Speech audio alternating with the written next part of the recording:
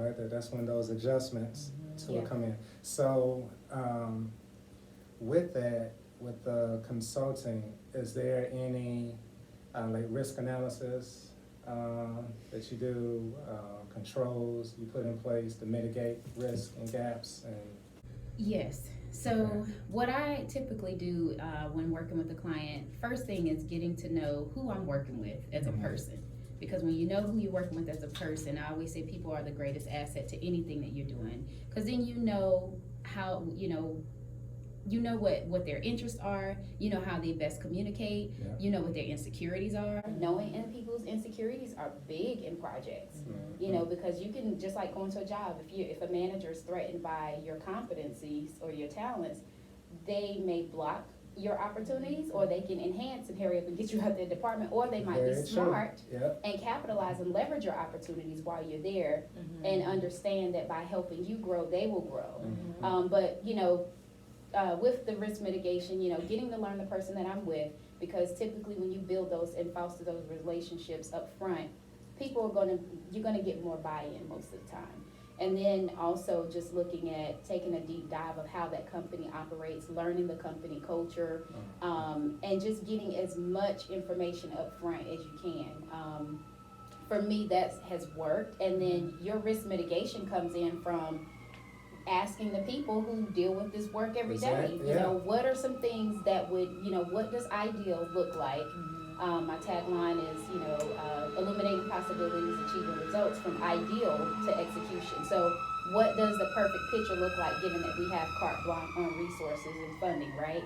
And then we work backwards to say, how are we gonna get there? I let the people who work here every day build what that looks like.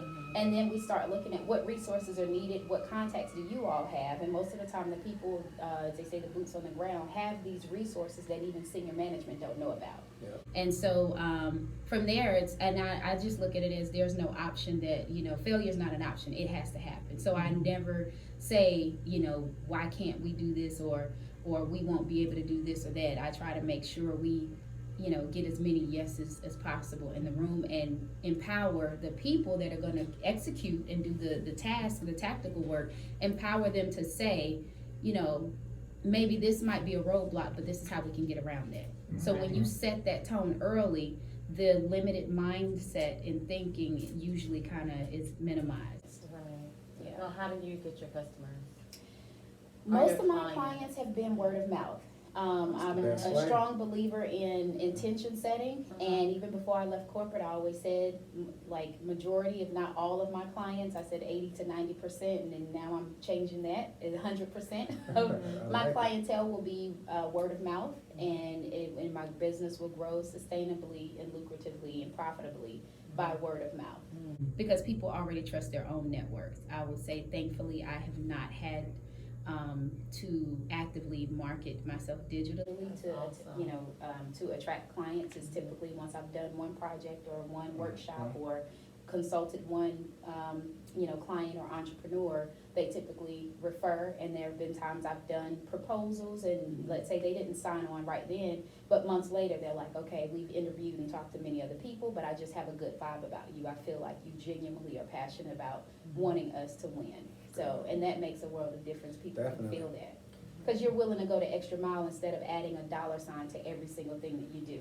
Right. Sometimes many people will tell you the greatest reward and the greatest, compensation for anything you've done is a referral and a new customer.